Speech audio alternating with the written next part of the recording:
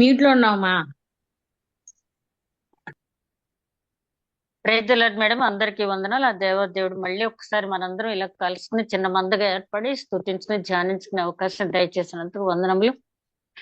బయట 1000 దినములు గడుపు కంటే ఆయన ఆవరణములో ఒక్క దినము గడుపుట మేలు అని చెప్పిన ప్రకారం ఇంత గొప్ప భాగ్యం అనుగ్రహించినందుకు మరొకసారి వందనాలు చెల్లించుకుంటూ ఈ రోజు మూల వాక్యం యోహాను సువార్త 1వ అధ్యాయం 6వ వచనం నుంచి 8వ వచనం వరకు. యోహాను సువార్త 1వ అధ్యాయం 6వ వచనం నుంచి 8వ వచనం వరకు.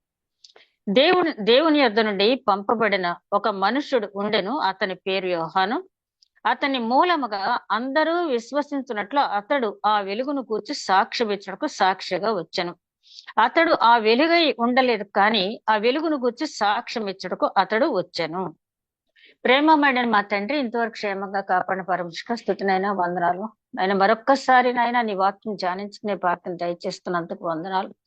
మమ్మల్ని అందరిని ఇక్కడ సమకూర్చినందుకు వందనాలు. దయగల మా ప్రభు, మేమేమై ఉన్నామో కేవలం అది నీ ఉచితమైన కృపలనైనా తండ్రి. దయగల మా ప్రభు నాయన, జ్యోతి మేడం, బాబు, అదే నాయన కుమారుణ్ణి, డాక్టర్ ఇన్లోనే అదే విధంగా గ్రాండ్ డాక్టర్ ఇక్కడికి క్షేమంగా చేర్చి నిన్న ఫంక్షన్ కూడా నైనా సక్సెస్ఫుల్ గా జరిగే భాగ్యం దయచేసినందుకు వందనాలు తండ్రి. మేమేమై ఉన్నామో కేవలం అది నీ ఉచితమైన కృపలనైనా తండ్రి.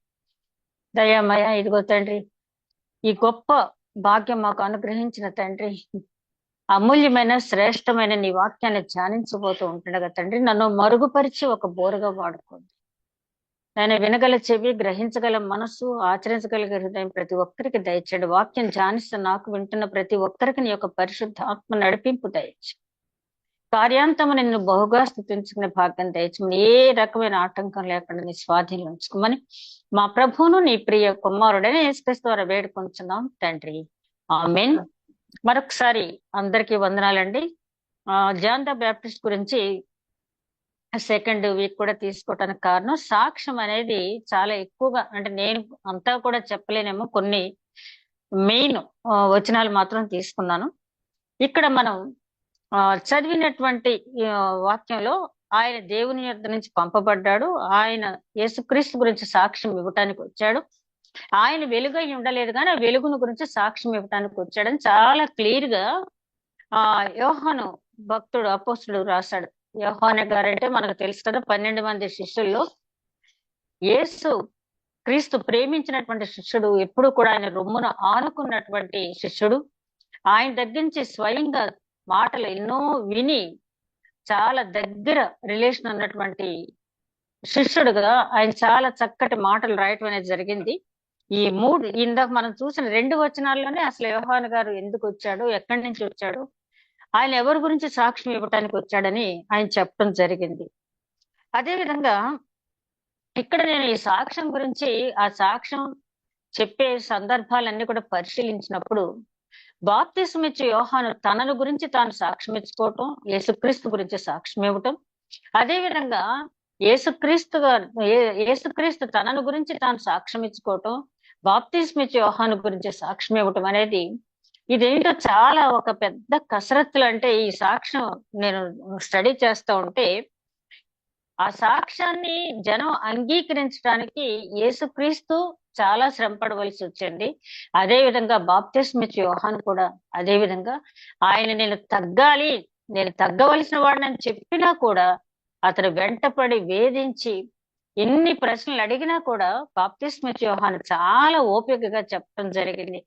తగ్గింపు తగ్గింపు తగ్గింపు అనేది ఆయన తగ్గించుకుంటూనే చెప్పాడు. అది అట్ ది సేమ్ టైం యేసుక్రీస్తుకు బాప్తిస్మ ఇచ్చే యోహాను అంటే మరి చాలా ఇష్టం. మనందరికీ తెలుసు, ఆ గర్భంలో శిశువుని చూడగానే గంతులు వేయటం, వాళ్ళిద్దరికి ఉన్నటువంటి కాంటాక్ట్ అనేది. అట్లాంటిది యేసుక్రీస్తు బాప్తిస్మ ఇచ్చే యోహాన్ని తక్కువ చేసి మాట్లాడాలని కాదు, కానీ ఆయన వచ్చిన పర్పస్, బాప్తిస్మ ఇచ్చే యోహాను ఇక్కడ లోకానికి వచ్చిన పర్పస్ వేరు, జీసస్ క్రైస్ట్ ఈ లోకానికి వచ్చిన పర్పస్ వేరు. రెండింటిని కలిపి చూడటానికి అలవాటు పడిన జనానికి ఆయన పర్పస్ వేరు, నేను వచ్చిన పర్పస్ వేరు అని చెప్పటానికి చాలా, అంటే చాలా మా సామాన్య జనం ఏదైనా కూడా వాళ్ళ చెవులకి ఇంపుగా ఉన్న మాటలు వింటారు తప్పించి, వాళ్ళు ఒక అభిప్రాయంతో ఉన్న తర్వాత ఆ అభిప్రాయం కాదు ఇది అని చెప్పితే తొందరగా కన్విన్స్ అవటానికి చాలా మంది ఒప్పుకోరు. అదే జరిగింది ఇక్కడ. ఈ 1వ అధ్యాయం 15-16 వచనాలు చూస్తే మనం ఆ యోహాను ఆయనను గూర్చి సాక్ష్యం ఇచ్చుచు, నా వెనుక వచ్చువాడు నాకంటే ప్రముఖుడు గనక ఆయన నాకంటే ముందటి వాడైన అనియు, నేను చెప్పిన వాడు ఈయనే అనియు ఎలుగెత్తి చెప్పెను. ఆయన పరిపూర్ణతలో నుండి మనమందరము కృప వెంబడి కృపను పొందితిమి. ధర్మశాస్త్రం మోసే ద్వారా అనుగ్రహింపబడను, కృపయు సత్యమును యేసుక్రీస్తు ద్వారా కలిగెను. ఎవడనూ ఎప్పుడైనానో దేవుని చూడలేదు. తండ్రి రొమ్మునున్న అద్వితీయ కుమారుడే ఆయనను బయలుపరిచెను. ఇక్కడ ఈ మాటలో 2 వచనాలు యేసుక్రీస్తు శిష్యుడు చెప్పిన మాటలు ఉన్నాయి. వచనంలో మేజర్ పార్ట్ బాప్తిస్మ ఇచ్చే యోహాను చెప్పిన మాటలు ఉన్నాయి. ఇదిగో నేను చెప్పాను కదా, ఆయనే, నేను ఎవరి గురించి అయితే చెప్పాను ఆయన ఇక్కడికి వస్తున్నాడు. ఆయన నాకంటే ప్రముఖుడు. అంటే ఎందుకు చెప్పాడంటే,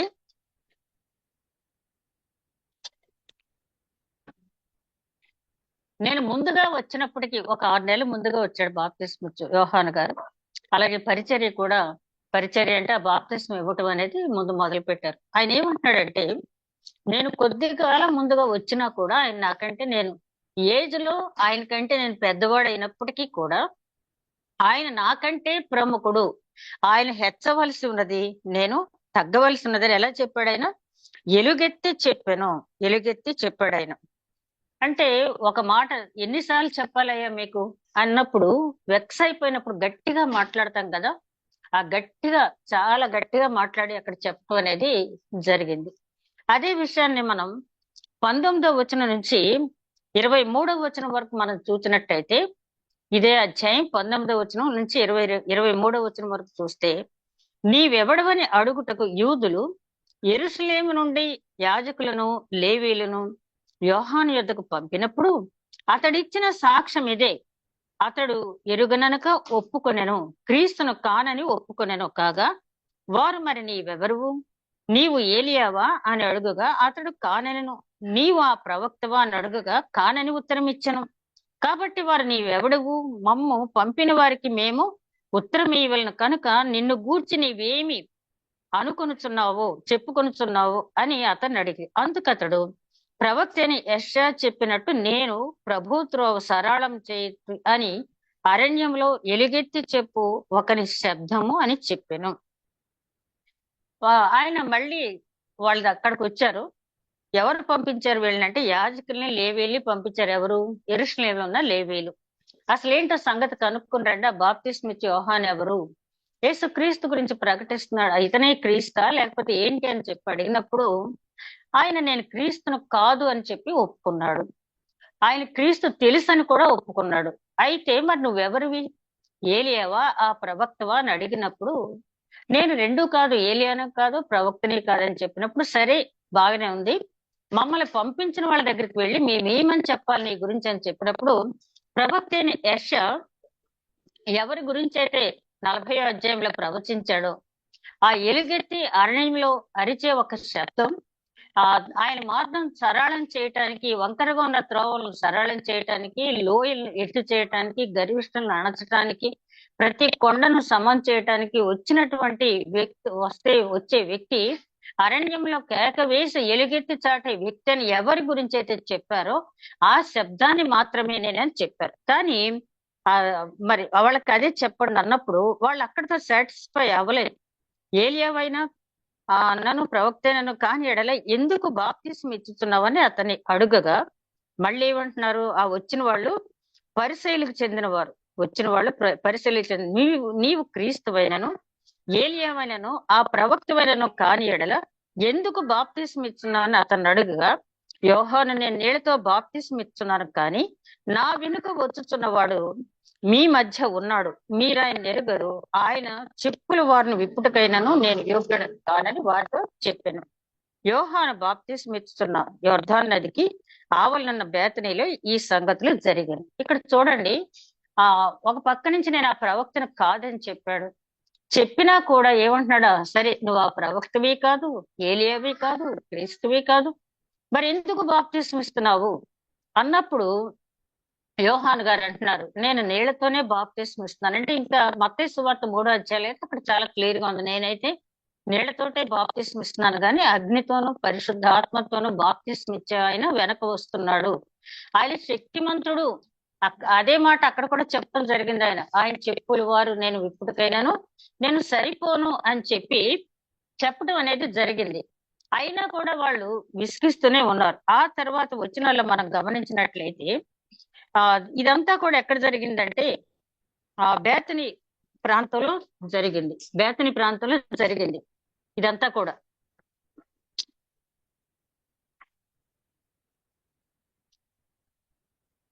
ఇదంతా జరిగిన సందర్భం ఏంటంటే, మరునాడు యోహాను యేసు తన యొద్దకు రాగా చూచి, ఇదిగో లోకం పాపం మోసుకొని పోవు దేవుని గొర్రె పిల్ల, నా వెనక ఒక మనుషుడు వచ్చుచున్నాడు, ఆయన నాకంటే ప్రముఖుడు గనుక నాకంటే మొదటి వాడైను, నేను ఎవరిని గూర్చి చెప్పితునో ఆయనే ఈయన. రెండో రోజు మళ్ళీ మామూలుగా ఆయన యోహాను బాప్తిస్మం ఇచ్చే స్థలానికి వెళ్ళాడు, బేతనీయ ప్రాంతానికి. వెళ్తే యేసుక్రీస్తు మామూలుగా నడుచుకుంటూ వచ్చారు. మత్తయి సువార్తలో అయితే ఇంకా చాలా క్లియర్ గా ఉంది. వచ్చేటప్పుడు చూసి అంటాడు, ఇదిగోనయ్యా నేను చెప్పాను కదా, ఇంతకాలం మీరు నన్ను వేధిస్తున్నారే, ఈయన ఎవరో కాదు, లోక పాపములు మోసుకొని పోవు దేవుని గొర్రె పిల్ల అని చెప్పటం అనేది జరిగింది. అయినా కూడా వాళ్ళు అంటే అక్కడ వాళ్ళకి అర్థమయ్యే రీతిలో చెప్పారు, లోక పాపములు మోసుకొని పోవు దేవుని గొర్రె పిల్ల అని ఎందుకు చెప్పాడంటే, అప్పటి వరకు యజ్ఞ యాగాదులు జరిపి అక్కడ పాప పరిహారార్థ బలులుగా గొర్రెలను ఎడ్లను ఇస్తూ వచ్చారు. అయితే ఆ గొర్రెలు ఎడ్లు రక్తము మన పాపాన్ని పరిహరించలేవు కాబట్టి కన్యకు పుట్టిన కుమారుడు మాత్రమే దాన్ని చేయగలడని మరి ధర్మశాస్త్రంలోను అదే లేఖనాల్లోను ప్రవక్తల ప్రవచనాల్లోనూ ఉంది. కాబట్టి వాళ్ళకి తెలుసు. కాబట్టి వచ్చిన వాళ్ళు మామూలు వాళ్ళు కాదు, పరిసయ్యులకు చెందిన వాళ్ళు, లేవీయులు కూడా వచ్చారు, యాజకులు. కాబట్టి వాళ్ళతో చెప్తున్నాడు, ఇదిగో లోక పాపములు మోసుకొని పోవు దేవుని గొర్రె పిల్ల, బ్రహ్మపుత్ర అనయ కన్యసుతాయన అని చెప్పి అజామేధ యాగం అంటే అజమ అంటే మేక, ఆ యాగం అని చెప్పి అట్లాంటి యాగాలు చేస్తున్నారు కదా. అయితే మీ వేదాలను ఉంది కదా, కన్యక గర్భంలో పుట్టినవాడే ప్రజాపతి అని కూడా అక్కడ రాయటం జరిగింది. అతని వల్ల మాత్రమే ఈ కార్యక్రమం, ఈ పాప పరిహారతో బలి అనేది విమోచన కార్యక్రమం జరుగుతుందని తెలుసు వాళ్ళకి. కాబట్టి ఇదిగో దేవుని గొర్రె పిల్ల అని చెప్పి ఒక్క మాటలో దేవుని గొర్రె పిల్ల అని చెప్పాడు. కానీ అంటే సామాన్యులు కాదు కదా వచ్చింది. అక్కడ ఎవరు వచ్చారు? యాజకులు, లేవీలు అంటే వాళ్ళకి లేఖనాలు, ధర్మశాస్త్రం, ప్రవక్తల ప్రవచనాలు అన్ని తెలుసు. ప్రవక్త యెషయా, యిర్మీయా ఎవరి కోసం ప్రవచించారు అన్ని కూడా వాళ్ళకి తెలుసు. కాబట్టి ఇదిగో ఈయనే దేవుని గొర్రె పిల్ల, ఈయనే క్రీస్తు అని చెప్పలేదు కానీ ఏమని చెప్పాడు? ఈయనే దేవుని గొర్రె పిల్ల అని చెప్పడం జరిగింది. నేను ఆయనను ఎరుగునైతిని, కానీ ఆయన ఇశ్రాయేలీయులకు ప్రత్యక్షమగుటకు నేను నీళ్లలో బాప్తిస్మం ఇచ్చుచూ వచ్చేతిని అని చెప్పాను. మరియు యోహాను సాక్ష్యం ఇచ్చుచు ఆత్మ పావురమలే ఆకాశం నుండి దిగి వచ్చుట చూచితిని, ఆ ఆత్మ ఆయన మీద నిలిచెను. నేను ఆయనను ఎరుగునైతిని, కానీ నీళ్లలో బాప్తిస్మం ఇచ్చుటకు నన్ను పంపించిన వాడు నీవెవరి మీద ఆత్మ దిగి వచ్చి నిలుచుట చూచుతువో ఆయనే పరిశుద్ధాత్మతో బాప్తిస్మం ఇచ్చేవాడని నాతో చెప్పానని, ఈయన దేవుని కుమారుడని నేను తెలుసుకొని సాక్ష్యం ఇచ్చితిని అనెను. చాలా ఎంత గట్టిగా చెప్తున్నాడంటే చాలా కాన్ఫిడెంట్ గా చెప్తున్నాడు. ఇదిగో చూడండి, నాకైతే తెలీదు అంటే నిజంగా యోహాను తెలీదా? జకరియా గారు ఆ కుమారుడికి రాసిన గీతంలోనే యేసుక్రీస్తు గురించి, ఆయన రక్షణ శృంగం, ఆ రక్షణ కార్యక్రమం అనేది ఎలా జరుగుద్ది, అసలు ఎందుకు రక్షించాడు మనల్ని అంతా కూడా చాలా క్లియర్ కట్ గా ఆయన కుమారుడికి రాసినటువంటి గీతంలో ఉంది కదా. అయితే అది కాదు, ఆయన చెప్పినటువంటి సాక్ష్యం నేనేదో ఊహించి చెప్పట్లేదు. నన్ను నీళ్లతో బాప్తిస్మం ఇవ్వమని ఈ లోకానికి ఎవరైతే పంపించారో, ఈ భూమి మీదకి ఎవరైతే పంపించారో ఆయన నాతోటి ఏమని చెప్పారంటే, నువ్వు బాప్తిస్మం ఇచ్చేటప్పుడు ఎవరి మీదకి ఆత్మ పౌరం వల్ల వస్తుందో ఆయనే పరిశుద్ధాత్మలో బాప్తిస్మం ఇచ్చేవాడని నాతో చెప్పాను. ఇక్కడ కూడా చాలా గట్టిగా చెప్పినట్టు, ఈయనే దేవుని కుమారుడని నేను తెలుసుకుని సాక్ష్యం ఇచ్చుతున్నాను. ఈయన ఈ సాక్ష్యం ఇవ్వటం వల్ల యోహాను గారికి చాలా ఇబ్బందులు ఎదురవుతాయి. అయినప్పటికీ కూడా యోహాన్ గారి సంగతి మనకు తెలుసు కదా, ఉన్నది ఉన్నట్టుగా ఆయన చెప్పటం అనేది ఆయనకి అలవాటు. తర్వాత 43వ వచనంలో చూస్తే ఆయన తర్వాత మూడో అధ్యాయానికి వచ్చినప్పుడు ఈ 1వ అధ్యాయం అంతా కూడా ఇదే సాక్ష్యం ఇవ్వటంతో అయిపోద్ది. అయిన తర్వాత మనం 3వ అధ్యాయానికి వచ్చినప్పుడు, అంటే 2వ అధ్యాయం అంతా కూడా కానాను వివాహం, అక్కడ మిగిలిన సంగతులు అనేవి జరుగునాయి. ఆ తర్వాత 3వ అధ్యాయంలో మనం గమనించినప్పుడు 3వ అధ్యాయం 30వ వచనం, 1వ అధ్యాయం 22 నుంచి 35 వరకు కూడా ఈ సాక్ష్యం గురించే రాయబడి ఉంది. ఇక తర్వాత 3వ అధ్యాయానికి వచ్చేటప్పటికి 30వ వచనంలో మనం చూస్తే శుద్ధీకరణ ఆచారం గురించి ఇక్కడ రాయబడి ఉంది. 3వ అధ్యాయం 30వ వచనంలో యూదుల అక్కడికి అటు తర్వాత 22వ వచనం, అటు తర్వాత యేసు తన శిష్యులతో కూడా యూదుల దేశమునకు వచ్చి అక్కడ వారితో కాలము గడుపుతూ బాప్తిస్మం ఇచ్చుతుండెను. ఆ తర్వాత ఏమైందంటే యోహాను ఎక్కడైతే బాప్తిస్మం ఇస్తున్నాడో ఆ ప్రాంతాన్ని వదిలిపెట్టి యువతలకు వచ్చి బాప్తిస్మం ఇస్తున్నాడు. అంటే యేసుక్రీస్తు లోకానికి వచ్చింది ఆయన బాప్తిస్మం ఇవ్వటమే ఆయన కార్యక్రమం కాదు, స్వస్థతల కార్యక్రమం కాదు, ఆయన రక్షకుడిగా వచ్చాడు. రక్షణ కార్యక్రమానికే దేవుడు ఆయన పంపించాడు. కాబట్టి దీని మీద ఎప్పుడు కూడా ఆయన ఇవ్వలేదు. పౌలు గారు కూడా అంటాడు కదా, బాప్తిస్మం ఇవ్వటానికి నేను పంపబడలేదు, ఆ కృపా సువార్తను ప్రకటించడానికి మాత్రమే నేను వచ్చానని చెప్పి. కాబట్టి ఇక్కడ ఆయన ఏం చేస్తున్నాడంటే ఆ సలీము దగ్గర ఉన్న ఐనోను స్థలంలో నీళ్లు విస్తారంగా ఉండెను కనుక యోహాను కూడా అక్కడ బాప్తిస్మం ఇచ్చుచూ ఉండెను. జనులు వచ్చి బాప్తిస్మం పొందిరి. యోహాను ఇంకనూ చెరసాల్లో వేయబడి ఉండలేదు. శుద్ధీకరణ ఆచారం గురించి యోహాను శిష్యులకును యూదులతో వివాదము పుట్టెను కనుక వారు యోహాను వద్దకు వచ్చి, బోధకుడా, ఇక్కడ చూడండి అసలు ఎంత టాక్ట్ఫుల్ గా మాట్లాడతారంటే, అక్కడ యేసుక్రీస్తు బాప్తిస్మం ఇస్తున్నాడు, కొంచెం దూరంలో ఆ సలీము ప్రాంతంలో బాప్తిస్మం యోహాను కూడా బాప్తిస్మం ఇస్తున్నాడు. అయితే అక్కడ ఒకటి జరిగింది. శుద్ధీకరణ ఆచారంలో యోహాను గారి శిష్యులకి ఒక యూదుడికి ఒక కాంట్రవర్సీ వచ్చింది. అంటే ఇద్దరు ఒక అతనేమో శుద్ధీకరణ అంటే బాహ్య శుద్ధీకరణే చాలు అని యూదుడు అంటాం. అయితే జాన్ ద బాప్టిస్ట్ శిష్యుడేమో అంతరంగ శుద్ధీకరణ కావాలి, అంతరంగ శుద్ధీకరణ లేకపోతే బాప్తిస్మం కేవలం నీటి బాప్తిస్మం తీసుకోవటం వల్ల సరిపోదు, అంతరంగ శుద్ధీకరణ అనేది యేసుక్రీస్తు ఇచ్చేటటువంటి ఆ పరిశుద్ధాత్మ అగ్ని బాప్తిస్మం వల్ల మాత్రమే జరుగుతుందని అక్కడ, అంటే అంతా ఇక్కడ రాయలేదు కానీ స్టడీ బైబిల్ చూసినప్పుడు ఎందుకు వీళ్ళకి వివాదం వచ్చింది అంటే, యేసుక్రీస్తు చెప్పిన దానికి యోహాను చెప్పిన దానికి ఇద్దరు ఒకటే చెప్పారు. అయితే వీళ్ళకు ఉన్నది ఒకటి, దాన్ని ఎక్కువ చేసి బాప్తిస్మం ఇచ్చే యోహానికి యేసుక్రీస్తుకి మధ్య డిఫరెన్స్ తీసుకురావాలన్న ఆలోచనతో యోహాను దగ్గరకు వచ్చి, నువ్వు చెప్పావు చూడు, ఆయన నీకంటే ఎక్కువ మందికి బాప్తిస్మం ఇస్తున్నాడు, చూసావా? అసలు వీళ్ళు వచ్చిందేమో శుద్ధీకరణ ఆచారం గురించి డౌట్ క్లారిఫై చేసుకోవడానికి వచ్చారు.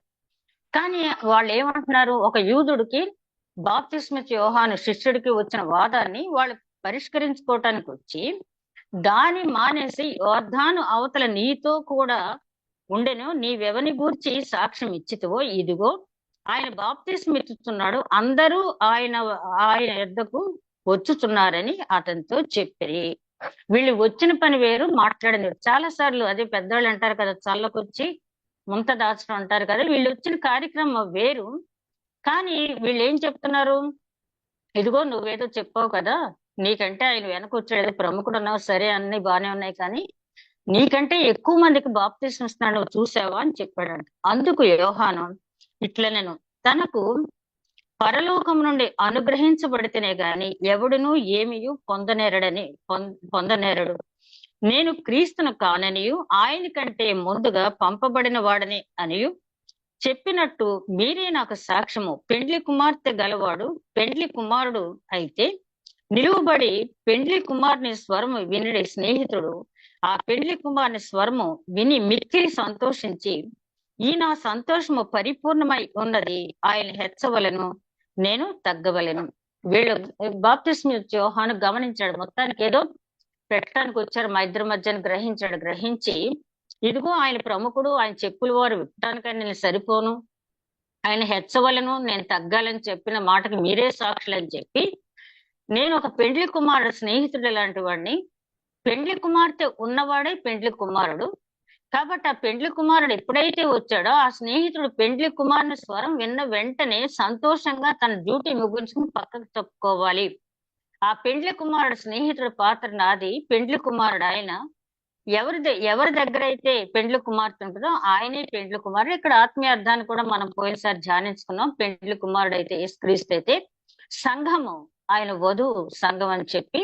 కాబట్టి ఇక్కడ యోహాన్ గారు, బాప్తిస్మ యోహాన్ అనేక సార్లు తన శిష్యుల్ని వాళ్ళ దగ్గరికి వెళ్ళిపోమని చెప్పినా కూడా ఆ ఒక సిద్ధాంతానికి కట్టుబడిన వాళ్ళు ఎంత చెప్పినా కూడా అదే వాళ్ళు నమ్మిందే సిద్ధాంతం అని చెప్పి ఆ పిడివాదంతో ఉండేవాళ్ళు ఉంటారు కదా. అలాగా 25 years తర్వాత కూడా, యోహాను మరణించిన తర్వాత 25 years తర్వాత కూడా మేము బాప్తిస్మ యోహాను శిష్యులు అని చెప్పుకున్నారు. అదే వద్దన్నాడు. బాప్తిస్మ యోహాను మొట్టమొదటి నుంచి కూడా ఆయన వచ్చిన తర్వాత నేను తప్పుకోవాలి, ఆయన వచ్చే వరకు కేవలము ఆయన ఇంట్రడ్యూస్ చేయటం మాత్రమే నా పని, ఆయన ఇంట్రడ్యూస్ చేసినంత లోకానికి ఆయన పరిచయం చేసిన తర్వాత నేను తప్పుకోవాలని చెప్పి చెప్పడం అనేది జరిగింది.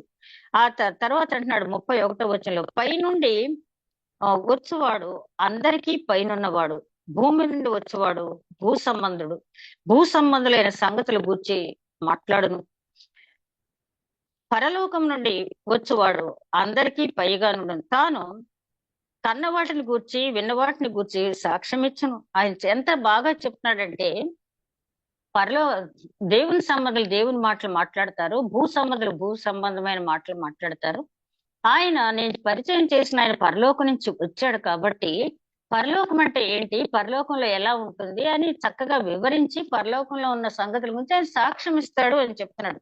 సాక్ష్యం ఇచ్చును. ఆయన సాక్ష్యము ఎవడునూ ఆలకింపడు. ఆయన ఎంత చెప్పినా కూడా ఆయన సాక్ష్యం మీరు ఆలకించట్లేదు. అప్పటికే బాప్తిస్మ యోహానుకి అర్థమైపోయింది, వీళ్ళు జీసస్ క్రైస్ట్ ని వీళ్ళు రిజెక్ట్ చేస్తున్నారు, ఆయన చులకనగా మాట్లాడుతున్నారు, ఆయన పరలోకం నుంచి వచ్చిన వాడయ్యా, పరలోకం గురించి చెప్పాలంటే ఆయనకి తెలుస్తుంది కానీ మిగతా వాళ్ళకి, ఇప్పుడు ఫర్ ఎగ్జాంపుల్ యుఎస్ లో ఉండి వచ్చిన వాళ్ళకి చెప్పగలరు యుఎస్ గురించి, కానీ ఇక్కడ కూర్చున్న వాళ్ళు చెప్పలేరు కదా.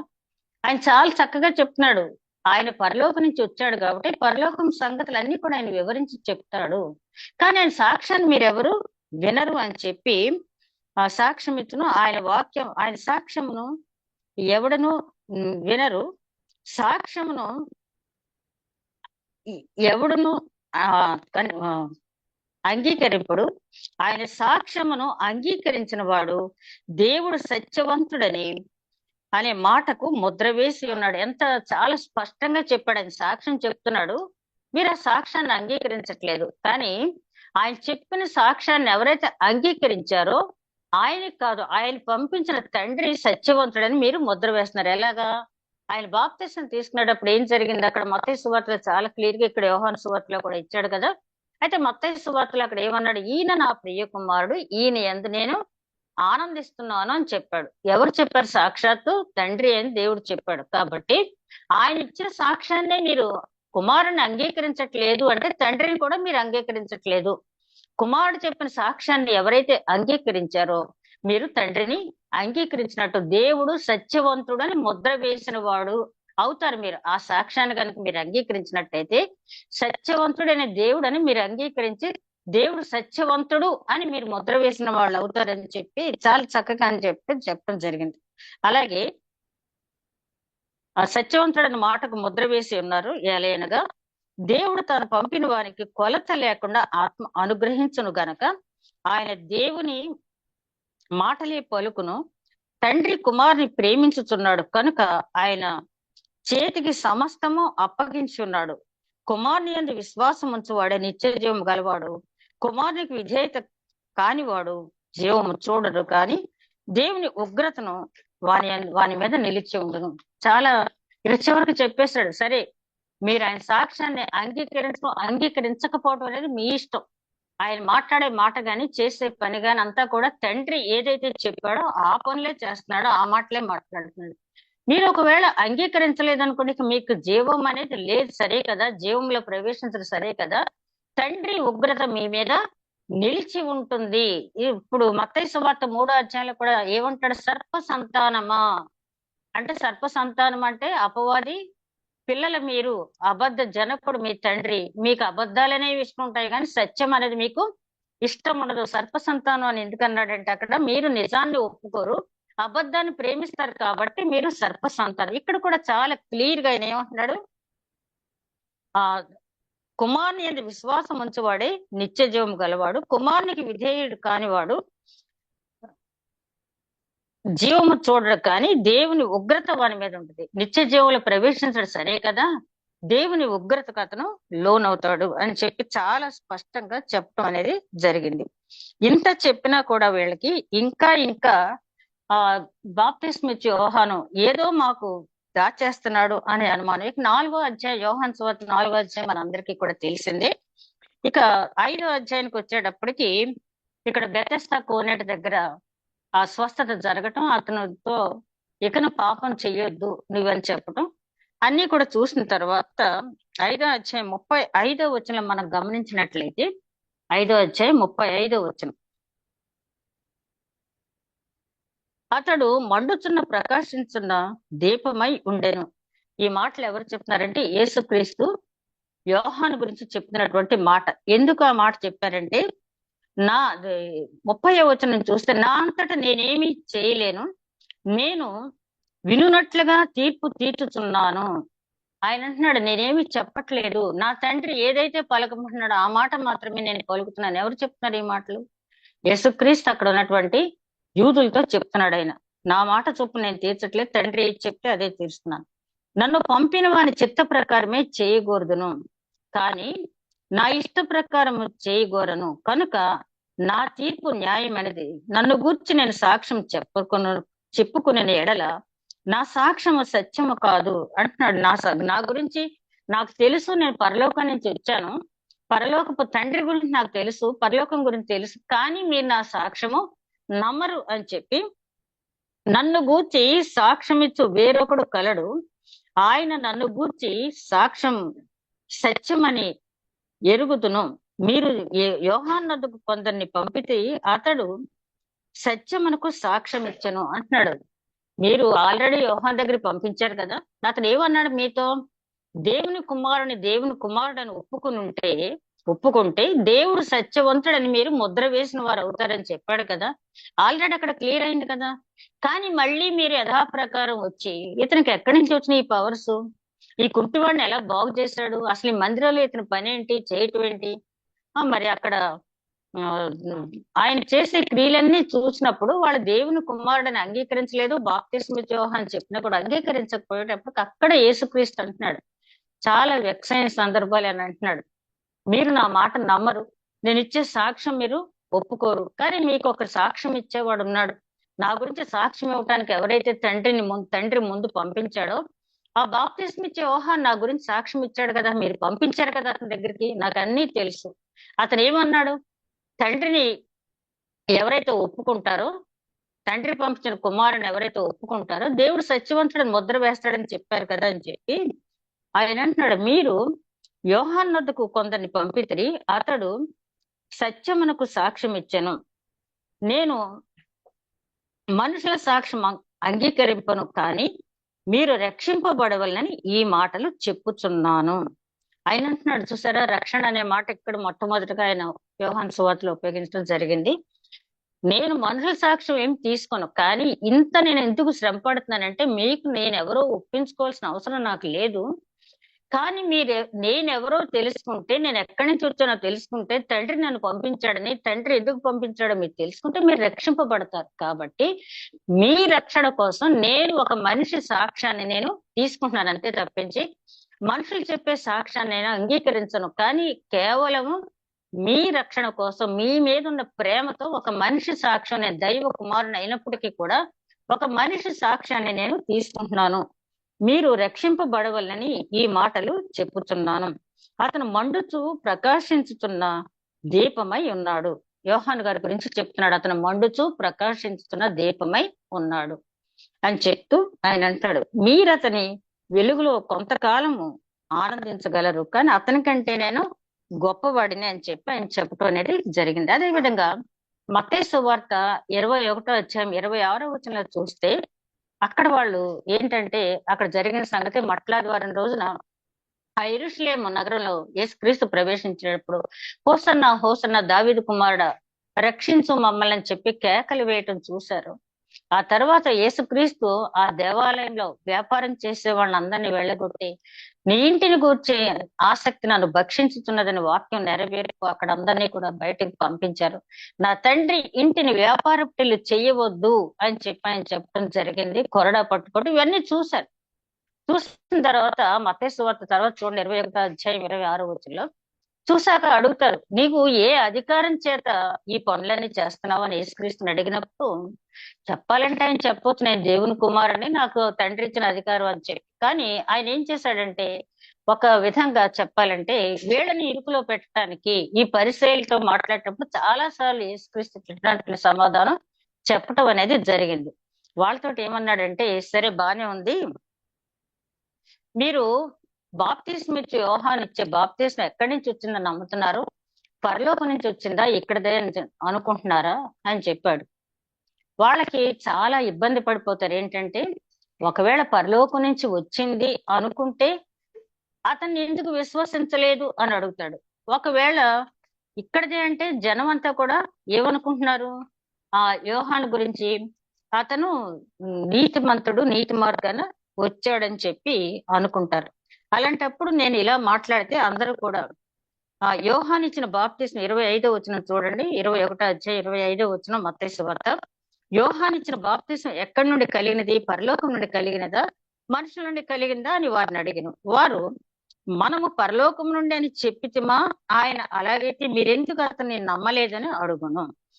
మనం మనుషుల నుండి వచ్చిందని చెప్పుదామా, జనులకు భయపడుతున్నాము అంటే బాప్తిస్మ ఇచ్చే యోహాను జనుల మధ్య మంచి సాక్ష్యం పొందాడని దీని ద్వారా మనకి అర్థమవుతుంది. అలాగే ఒకసారి యేసుక్రీస్తు అంటాడు ఏంటంటే, బాప్తిస్మ ఇచ్చే యోహాను తినక త్రాగక ఉంటే అతన్నేమో దెయ్యం పట్టిన వాళ్ళు అన్నారు, మనుష్య కుమారుడు తినుచు త్రాగుచు అంటే ఏదేదో పేర్లు పెట్టారు అని చెప్పి బాప్తిస్మ ఇచ్చే యోహాను గురించి చాలా గొప్పగా యేసుక్రీస్తు అక్కడ మాట్లాడటం జరిగింది. అదే విధంగా మీకు మత్తయి సువార్త 11వ అధ్యాయంలో కూడా మనం గమనించినట్లయితే బాప్తిస్మ ఇచ్చే యోహాను గురించి యేసుక్రీస్తు మాట్లాడిన మాటలంటే అది కొంచెం ఆధ్యాత్మిక అర్థం చేసుకోకపోతే ఏంటి ఇలా మాట్లాడారంటే యేసుక్రీస్తు అని అనుకోవచ్చు మనం. యేసు 11వ అధ్యాయం 1వ వచనం, యేసు తన 12 మంది శిష్యులను ఆజ్ఞాపించుచు చాలించిన తర్వాత వారి పట్టణములో బోధించుటకు ప్రకటించుటకు అక్కడ నుండి వెళ్ళిపోయాను. క్రీస్తు చేస్తున్న కార్యములు చూచి యోహాను చెరసాల్లో విని, రాబోవాడు నీవేనా, మరి మేము మరి ఒకరిని కొరకు కనిపెట్టవలెనా అని ఆయనను అడుగుటకు తన శిష్యులను పంపాను. ఇక్కడ చాలా మంది ఏంటంటే పేతురు గారి చెరసాల్లో ఉన్నారు కాబట్టి శారీరక బాధలు తట్టుకోలేక, ఆ శారీరక శ్రమలు తట్టుకోలేక యేసుక్రీస్తునే నువ్వే దైవ కుమారుడువా, రాబోయేవాడు నువ్వేనా అని చెప్పి అడిగాడని చెప్పి రకరకాల వ్యాఖ్యానాలు, అంటే ఉన్నది ఉన్నట్టుగా చదివి అర్థం చేసుకుంటే ఆ విధంగానే ఉంటుంది. కానీ ఇక్కడ తన శిష్యులను పంపెను. దేనికోసం పంపించాడు? యేసుక్రీస్తు దగ్గరికి తెలుసు, యేసుక్రీస్తు చెప్పబోయే సమాధానం బాప్తిస్మ యోహాను తెలుసు. ఎందుకు పంపించాడంటే ఆల్రెడీ అప్పటికే పేతురు గారు ఎక్కడున్నది, ఇతను యోహాను గారు ఎక్కడున్నారు, బాప్తిస్మ యోహాను ఎక్కడున్నాడు, మఖీరస అనే కారాగారంలో ఉన్నాడు. హెరోదు గద్దించినందుకు ఆయన ఇతన్ని కారాగారంలో జైల్లో వేశాడు. ఆ జైల్లో ఉన్నా కూడా మీరు నన్ను విడిచిపెట్టండి, ఎలాగో నాకు మరణం తప్పదు, మీరు యేసుక్రీస్తుని వెంబడించండి అని చెప్పినా కూడా వాళ్ళు యేసుక్రీస్తుని వెంబడించకుండా ఇంకా బాప్తిస్మ యోహాను వెంటే వాళ్ళు తిరుగుతున్నారు. కాబట్టి ఆయన ఏం చేశాడంటే, మీరు వెళ్ళి, అంటే ఇంకా అభిషిక్తుడని, ఆయన దైవ కుమారుడని యేసుక్రీస్తుని వాళ్ళు విశ్వసించట్లేదన్నమాట. ఎన్నిసార్లు చెప్పినా, యోహాను గారు ఎంత చెప్పినా యోహాను గారు వెంటే ఉంటున్నారు అంటే వాళ్ళకి కొంత డౌట్ ఉంది. కాబట్టి ఈయన ఏం చేశాడంటే, వెళ్ళండి, రాబోయేవాడు నీవేనా అని అడగమని పంపించాడు. అంతే తప్పించి యేసుక్రీస్తు అంటే తెలియక కాదు, యేసుక్రీస్తుని అయితే అవమానపరచాలని కాదు, శారీరక శ్రమల్లో ఆయన ఆ రకంగా మర్చిపోయి బ్యాలెన్స్ లేకుండా మాట్లాడటం అనేది కాదు. కానీ అప్పుడు అక్కడ చెప్పిన మాట మనం చూస్తే, వెళ్ళి విన్న వాటిని కన్న వాటిని యోహానుకు తెలుపుడి, గ్రుడ్డివారు చూపు పొందుతున్నారు, కుంటివారు నడుస్తున్నారు, కుష్ఠరోగులు శుద్ధులవుతున్నారు, చెవిటి వారు వినుతున్నారు. ఎందుకు చెప్పాడు ఈయన? నేనే క్రీస్తునని చెప్పకుండా ఆయన ఏం చెప్పాడు? రాబోయేవాడు నీవేనా. వీళ్ళు మెస్సయ్య కోసం ఎదురు చూస్తున్నారు. ఇక డౌట్ క్లారిఫై అవ్వాల్సిందేంటి? ఈయనే మెస్సయ్య అని వాళ్ళకి క్లారిఫై అవ్వాలి. కాబట్టి వాళ్ళకి ప్రవక్తల ప్రవచనాలు అన్ని కూడా తెలుసు. ప్రవక్త యెషయా రాసిన గ్రంథంలో ఉన్నది తెలుసు. ప్రభు ఆత్మ నా మీద ఉన్నది అని చెప్పి ఆయన చెవిటి వారు వింటారు, మోగవారు మాట్లాడతారు, గుడ్డివారు చూస్తారు, కుంటివారు నడుస్తారు.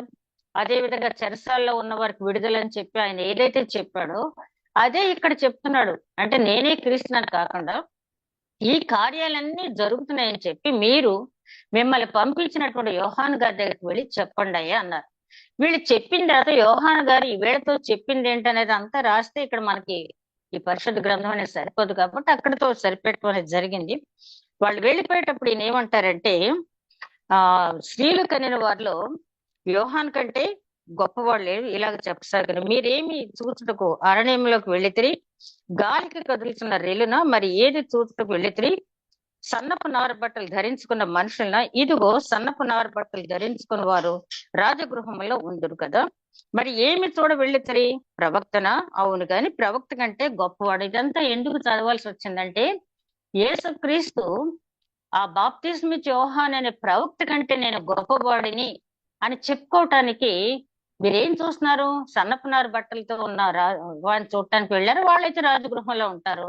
కదులుతున్న రేలును చూడటానికి అరణ్యంలోకి వెళ్ళారా? ఒక ప్రవక్తను చూడటానికి వెళ్ళారా? ఇదిగో నేను చెప్తున్నాను చూడండి, మీరు చూడటానికి వెళ్ళిన ప్రవక్త కంటే నేను ఇక్కడ గొప్పవాడిని అని చెప్పి ఆయన చెప్పడం జరిగింది. ఆ తర్వాత ఆయన గురించి చెప్తున్నాడు, ఇదిగో నేను నా దూతను పంపిస్తున్నాను అని యెషయా ప్రవక్త ఏదైతే చెప్పాడో, మలాకి ప్రవక్త ఏదైతే చెప్పాడో ఆ దూత మాత్రమే ఇతను అని చెప్పి చెప్పడం జరిగింది. అదే విధంగా 11వ వచనంలో చూస్తే, 11వ అధ్యాయం 11వ వచనంలో, స్త్రీలు కనిన వారిలో బాప్తిస్మిచ్చే యోహాను కంటే గొప్పవాడు పుట్టలేదని నిశ్చయంగా మీతో చెప్పుచున్నాను. అయినను పరలోక రాజ్యంలో అల్పుడైన వాడు అతని కంటే గొప్పవాడు. బాప్తిస్మిచ్చే యోహాను దినములు మొదలుకొని ఇప్పటి వరకు పరలోక రాజ్యం బలాత్కారంగా పట్టుబడుతున్నది, బలాత్కారులు దాన్ని ఆక్రమించుకొనుచున్నారు. యోహాను కాలం వరకు ప్రవక్తలందరూ ప్రవచించుతూ వచ్చిరి, ధర్మశాస్త్రం సహా ప్రవచించుతుండెను. ఈ సంగతిని అంగీకరించుటకు మీకు మనసుంటే రాబో ఏలియా ఇతడే, వినుటకు చెవులు గలవాడు వినుగాక. ఇక్కడ కూడా ఆయన ఏమంటాడంటే, బాప్తిస్మిచ్చే యోహాను గురించి స్త్రీలు కనిన వారిలో ఇతని కంటే గొప్పవాడు లేదని చెప్పి, ఆయనను పరలోక రాజ్యంలో ఉన్నవారు అల్పుల కంటే ఇతను తక్కువ వాడే అని చెప్పి చెప్పడం జరిగింది. ఇక్కడ కూడా ఒక డౌట్ అందరికి ఏంటంటే, పరలోక రాజ్యంలో అల్పుడైన వాడును అతని కంటే గొప్పవాడు, అతని కంటే గొప్పవాడు. పరలోక రాజ్యంలో ఉన్న వాళ్ళలో అల్పులు ఉంటారు, వాళ్ళలో అల్పుడు కూడా ఇతని కంటే గొప్పవాడే. ఇది కొన్నిసార్లు ట్రాన్స్లేషన్ చేసేటప్పుడు కొన్ని సెంటెన్స్ కన్స్ట్రక్షన్ లో తేడా వచ్చిందే, కానీ అక్కడ మరి స్టడీ బైబిల్లో చూస్తే ఆయన చెప్పింది ఏంటంటే, పరలోక రాజ్యంలో అప్పటికి దేవుని కృప అంటే యెహోవా తండ్రి కృప పొందిన వారు ఆల్రెడీ పరలోకంలో ఉన్నారు. అబ్రహాం, ఇస్సాకు, యాకోబు అక్కడ ఉన్నారని మనకు తెలుసు. అదే విధంగా మరి నోవాహును కూడా ఆయన అంటాడు, నీవు నా కృప పొందితీవి అని చెప్పి. కాబట్టి అప్పుడు లిమిటెడ్ పీపుల్ సింగిల్ డిజిట్స్ మీద కృప పొందారు. యేసుక్రీస్తు లోకానికి వచ్చేటప్పుడు ఏం తీసుకొచ్చాడని కృపా సత్యం తన వెంట తీసుకొచ్చాడు. అనేక మందికి ఆ కృప ఇవ్వటానికి ఆయన వచ్చాడు. అయితే ఆ కృప ఇచ్చే టైం ఏంటంటే, ఆయన శిలువ మరణం పొంది ఆయన రక్తం చిందించిన తర్వాత మాత్రమే, తండ్రి వీరి పక్షాన నేను ఆ ప్రాయశ్చిత్తార్థ బలి అర్పించాను, వీరి పాపములు క్షమించడానికే నేను ఆ శిలువ మరణం పొందానని విజ్ఞాపన చేసి, మనం పొందినటువంటి పాప క్షమాపణను బట్టి, మనలో ఉన్న మారు మనసును బట్టి ఆ కృప ఇవ్వటం అనేది యేసుక్రీస్తు ఎప్పుడు జరుగుతుందంటే ఆ శిలువ మరణం పొందినప్పుడు. అంటే ఈ మాట మాట్లాడేటప్పుడు ఆయన ఇంకా శిలువ మరణం పొందలేదు. పొందకుండా నేను కృప చూపుతున్నాను అనే అవకాశానికి లేదు. కాబట్టి అప్పటి వరకు ఉన్నటువంటి ఓల్డ్ టెస్ట్మెంట్ లో ఉన్న పీపుల్ గురించి ఆయన అక్కడ మాట్లాడుతూ ఉన్నారు. ఆ పరలోకంలో ఉన్న అల్పుడు కూడా ఇతని కంటే గొప్పవాడే అని. ఇక్కడ ఒక మాట కూడా మనం తీసుకోవచ్చు, అంటే దుడుకుతనము పనికిరాదు, సందేహం పనికిరాదు అని కూడా చెప్పొచ్చు. అయితే యోహాను గురించి యేసుక్రీస్తుకు బాగా తెలుసు, అసలు ఎట్లాంటి పౌరుషం గలటువంటి ప్రవక్త ఆయన తెలుసు కాబట్టి ఆయన గురించి ఆ రకంగా మాట్లాడు. అదే విధంగా పరలోక రాజ్యము బలాత్కారంగా పట్టబడుతున్నదన్న మాటను కూడా చాలా మంది రాంగ్ ఇంటర్ప్రిటేషన్ చేస్తారు. బలాత్కారంగా పట్టబట్టటువంటి పరలోకం, బలాత్కారంగా పట్టబడటం అంటే ముందు పరలోకం ఎవరి కోసం ఏర్పాటు చేయబడింది? ఆ యూదులు కోసం ఆయన ఏర్పాటు చేశాడు. ఆ తర్వాత అన్యజనులు కూడా సువార్త ప్రకటించిన తర్వాత మొదటి వారు కడపటి వారు, కడపటి వారు మొదటి వారు అవుతారని చెప్పినట్టుగా ఈ అన్యజనుల నుంచి వాక్యం విని రక్షణ పొందిన వాళ్ళు వీళ్ళకంటే ముందెళ్ళిపోతున్నారు. బలాత్కారం అంటే అది. బలాత్కారంగా పట్టబడుతుందంటే అన్ని జనులు రక్షణ పొంది వాళ్ళు వీళ్ళకంటే ముందు స్వతంత్రించుకుంటున్నారు. కాబట్టి ఈ మత్తయి సువార్త 11వ వచనం వరకు కూడా కొంచెం కాంట్రవర్సీగా ఉంటుంది. అక్కడ మాట్లాడినటువంటి మాటలు ఏంటి? యేసుక్రీస్తు బాప్తిస్మిచ్చే యోహాను గురించి ఈ రకంగా మాట్లాడారేంటి? బాప్తిస్మిచ్చే యోహాను యేసుక్రీస్తుని ఈ విధంగా క్వశ్చన్ చేశారేంటి? జాగ్రత్తగా చదువుకుంటూ వెళితే మనకి అర్థం అవుద్ది. పరిశుద్ధాత్మ నడిపింపు మనం అడిగినప్పుడు తప్పనిసరిగా మనకు ఆధ్యాత్మిక సత్యాలు మనకి బోధపడతాయి. యోహాను గారి జీవితాన్ని పరిశీలించిన తర్వాత యేసుక్రీస్తు యోహాను గారు యేసుక్రీస్తు గురించి సాక్ష్యం ఇచ్చిన తర్వాత జనులు బాప్తిస్మిచ్చే యోహాన్ని అంగీకరించారు, కానీ యేసుక్రీస్తు ఎందుకు అంగీకరించలేదు? ఎందుకు కష్టపడి బాప్తిస్మిచ్చే యోహాను సాక్ష్యం ఇవ్వాల్సి వచ్చింది? అసలు బాప్తిస్మిచ్చే యోహాన్ని సాక్ష్యం ఇవ్వటానికి దేవుడు పంపించడంలో ఉన్న ప్రణాళిక ఏంటంటే, నేను స్టడీ బైబిల్ అక్కడ చదివిన దాన్ని ఆ మ్యాటర్లో చూసినప్పుడు బాప్తిస్మిచ్చే యోహాను చాలా పేరెన్నిక కలిగినటువంటి హై ప్రీస్ట్ జకర్యా ఇంట్లో ఈయన పుట్టడం జరిగింది. ఎలిజబెత్ కూడా లేవి కుమార్తె, అహరోను కుమార్తెల్లో ఒక ఆమె, అహరోను వంశానికి చెందింది. ఇద్దరు లేవీలే. అలాగే వాళ్ళు వంశావళి అనేది చాలా గొప్పది. ఆ హై ప్రీస్ట్ కి గాబ్రియల్ దూత దర్శనం ఇవ్వటం, ఇలా చెప్పటం, అలాగే తర్వాత ఆయనకి నోరు వచ్చిన తర్వాత, అప్పుడు మూతపడిన తర్వాత నోరు వచ్చిన తర్వాత, ఇదిగో నా గాబ్రియల్ దూత ఇలా కనిపించాడు, దర్శనం ఇచ్చాడు, యోహాన్ అని పేరు పెట్టమన్నాడు, ఇతను ఎలా ఉంటాడంట అలా ఉంటాడంట అని చెప్పి, అతను మద్యమైన తాగడు, అలాగే ఏ రకమైన చెడు అలవాట్లు లేకుండా పరిశుద్ధాత్మతో నింపబడి ఉంటాడని నాకు పుట్టబోయే కుమారుడు గురించి గాబ్రియల్ దేవదూత నాకు చెప్పడం జరిగిందని ఎవరు చెప్పారు? జకర్యా అంటే ఆ రోజుల్లో చాలా గొప్ప పేరున్నటువంటి ప్రవక్త, నీతిమంతుడు అని చెప్పి సాక్ష్యం పొందినటువంటి ప్రవక్త, దేవుని ఎదుట యాజకత్వం చాలా శ్రద్ధగా భక్తితో చేసినటువంటి ప్రవక్త అయిన ఒక యాజకుడు, ప్లస్ ప్రవచించాడు కూడా. అట్లాంటి వంశంలో నుంచి వచ్చిన బాప్తిస్మిచ్చే యోహాను వాళ్ళు యాక్సెప్ట్ చేస్తారు. ఎందుకంటే సర్ప సంతానమా అని పిలిచినా కూడా నువ్వెవరో మమ్మల్ని సర్ప సంతానమా అంటానికి వాళ్ళు తిరగబడలే బాప్తిస్మిచ్చే యోహాను మీద. ఎందుకంటే అతను ఒక యాజకుని కుమారుడు, పరిశుద్ధాత్మతో నింపబడి ఉంటాడని సాక్షాత్తు దేవదూత అతని గురించి సాక్ష్యం ఇవ్వడం జరిగింది. అలాగే యేసుక్రీస్తు గురించి సాక్ష్యం ఇవ్వలేదా? గాబ్రియల్ దేవదూత మరియమ్మగానే సందర్శించారు. నీకు పుట్టబోయే కుమారుడు ఎలా ఉంటాడు, నువ్వు పరిశుద్ధాత్మ నీ చుట్టూ కమ్ముకుంటుంది, నీ పుట్టబోయే కుమారుడు చివరి వరకు సింహాసనం మీద ఉంటాడు, దావీదు సింహాసనం మీద నిత్యము ఉండే కుమారుడు నీకు వస్తాడని అన్ని చెప్తాడు మరియమ్మ గారితో. అయినా యూదుల్లో స్త్రీ అంటే చాలా చులకన భావం. అసలు వాళ్ళు ఆలయానికి వెళ్ళి ప్రార్థన చేస్తున్నప్పుడు, ప్రభా ఈ సుంకరగానైనాను లేకపోతే ఒక స్త్రీగానైనాను పుట్టించకుండా ఉన్నందుకు స్తుతులు అని చెప్పుకుంటారట. స్త్రీ అంటే వాళ్ళకి అంత హేళన. అట్లాంటిది స్త్రీ మరియమ్మ గారు ఒక లోయర్ మిడిల్ క్లాస్ ఫ్యామిలీ, పైగా కన్యక గర్భం. ఎలిజబెత్ అంటే మామూలుగా వృద్ధురాలైనప్పటికీ ఆమె భర్తతో ఉన్నటువంటి ఆమె వృద్ధురాలైనప్పటికీ యాక్సెప్ట్ చేశారు ఆ గర్భాన్ని. వాళ్ళు నా నింద తీసివేశాడు దేవుడు అంటది, కటాక్షించి నా నింద తీసివేశాడని చెప్పదు ఎలిజబెత్. కానీ ఇక్కడ మరియమ్మ గారి విషయానికి వచ్చేటప్పటికి కొంచెం పరిశుద్ధాత్మ కార్యమని నమ్మిన వారు నమ్ముతారు, వీళ్ళకి అసలు ఎంతసేపు కూడా ఆ వైపు ఆలోచించలేరు. పైగా నజరేతు అనేది ఒక హీనమైనటువంటి ప్రాంతం అని వాళ్ళ ఉద్దేశం. ఆ యెరూషలేంకి కావాల్సినటువంటి కార్పెంటరీ వర్క్ చేసే వాళ్ళంతా కూడా, కార్పెంటర్స్ అంతా కూడా అక్కడ నివాసం ఉండేవాళ్ళంట నజరేతులు. పైగా అక్కడ స్మగ్లింగ్, గ్యాంబ్లింగ్ అంతా కూడా చెడు కార్యాలని జరిగేటటువంటి ప్రాంతం. అందుకనే నతనేలు అంటాడు కదా, నజరేతులో నుంచి మంచిది ఏదైనా రాగలదా అని చెప్పి వచ్చింది, కానీ వాళ్ళు విశ్వసించడానికి, యాక్సెప్ట్ చేయడానికి వాళ్ళ మనసు అంగీకరించలేదు. అందుకనే యేసుక్రీస్తుని ఏమంటాడు, ఆ మరియ కుమారుడు కాదా, ఆ వడ్లవాని కుమారుడు కాదా? ఇతని అన్నదమ్ములు అక్కచెల్లెళ్ళు మనతో లేరా? యాకోబు, యోసే, యూదా, ఆ సిమ్యోను, ఆ నలుగురు అన్నదమ్ములు చూడండి, అక్కడ మళ్ళీ అక్కచెల్లెళ్ళ పేరు లేవు. నలుగురు అన్నదమ్ములు మనతో లేరా? ఏంటి వీళ్ళు చాలా హీనమైన గ్రామం నుంచి, మామూలు కుటుంబం నుంచి మెస్సే ఎలా రాడి? పశువుల తొట్లో పరుండే వాడు కాదు కదా మెస్సే, అతను మేము ఎలా యాక్సెప్ట్ చేస్తాం అని చెప్పి బాప్తిస్మిచ్చే యోహాన్ ఏం చెప్తున్నాడు? ఆయన నాకంటే ప్రముఖుడు, ఆయన పరలోకం నుంచి వచ్చిన వాడని ఎంత చెప్పినా బాప్తిస్మిచ్చే యోహాన్ ని ఎన్ని క్రాస్ క్వశ్చన్స్ వేశారంటే చివరికి బాబాయ్ నాకేమీ తెలియదు అనేటట్లుగా చేశారు. కానీ ఆయన చెప్పాడు, ఇదిగో దేవుడు నాకు వినిపించాడు ఆయన స్వరాన్ని.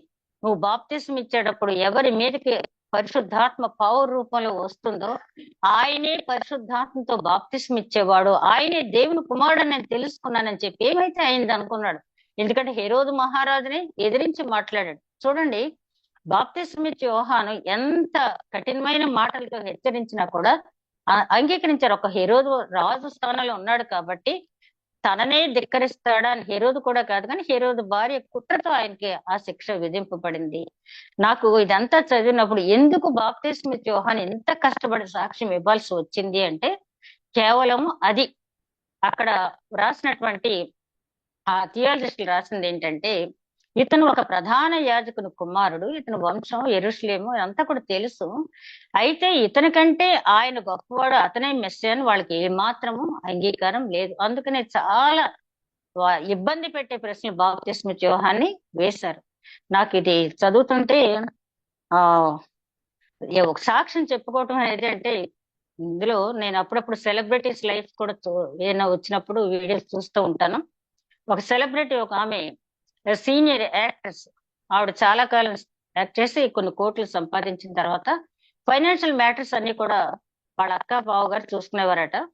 సరే ఈవిడ ఒక ఏజ్ వచ్చి మానేద్దాం, ఇక వివాహం చేసుకుని స్థిరపడదాం అనేటప్పటికి ఏమీ లేదు. పైగా ఆమె కోర్టుకు వెళ్తే అక్కడ జడ్జి, నువ్వే ఆమెను మాకేంటి, నువ్వు కాదని మీ అక్క బావగారు అంటున్నారు, నువ్వే ఆవిడని మాకేంటి సాక్ష్యం అని చెప్పి అన్నారు.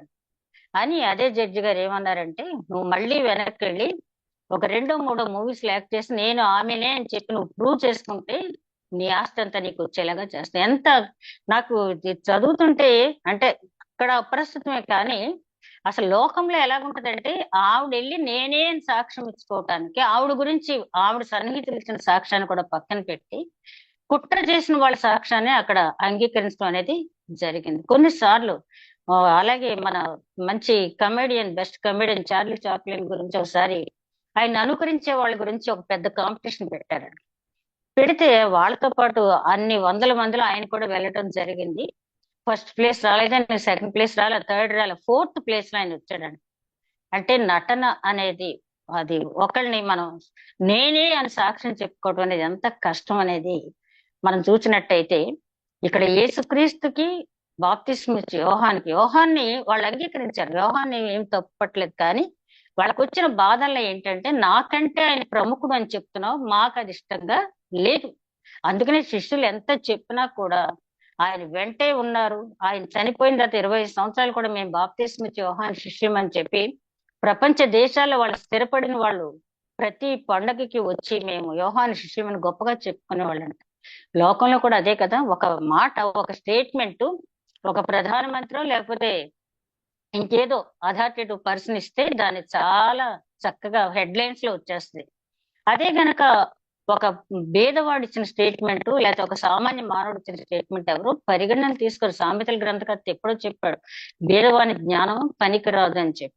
అలాగే ఇక్కడ బాప్తిస్మ యోహాను ఎంత మొత్తుకున్నా నేను తగ్గాలి ఆయన పెరగాలి, ఆయనే దేవుని కుమారుడు అని చెప్పినా వాళ్ళు అంగీకరించలేదు. చివరికి అంటాడు, మీరు అంగీకరిస్తే జీవంలోకి వెళ్తారు, లేకపోతే ఆయన ఉగ్రత మీ మీద ఉంటుందని చెప్పాడు. కాబట్టి దీని ద్వారా మనం తెలుసుకోవాల్సింది ఏంటంటే బాప్తిస్మ యోహాను ఎన్ని ఒడిదుడుకులు వచ్చినా, ఎన్ని ఆటంకాలు వచ్చినా, ఎన్ని శ్రమలు ఎదురైనా కూడా దేవుడు తనను ఏ పనికైతే ఏర్పాటు చేసుకున్నాడో ఆ పని చక్కగా నెరవేర్చి తను తగ్గించుకుని యేసుక్రీస్తుని దేవుని కుమారుడిగా హెచ్చించి, అఫ్కోర్స్ ఈ లోకంలో అతను మరణశిక్ష విధింపబడవచ్చు, కానీ అతను తప్పకుండా పరలోక రాజ్యంలో స్థానం సంపాదించుకున్నాడన్న దానికి ఎవరికి కూడా సందేహం లేనటువంటి జీవితం జీవించి సత్యమునకు సాక్షిచ్చి సత్యవాదిగానే ఆయన వెళ్ళిపోయాడు. అట్టి జీవితం చాలా చాలా సంతోషకరమైనది. అనేక మందికి అది ఆదర్శప్రాయమైనది. ఈ లోకంలో మనం ఎంతకాలం బ్రతికినా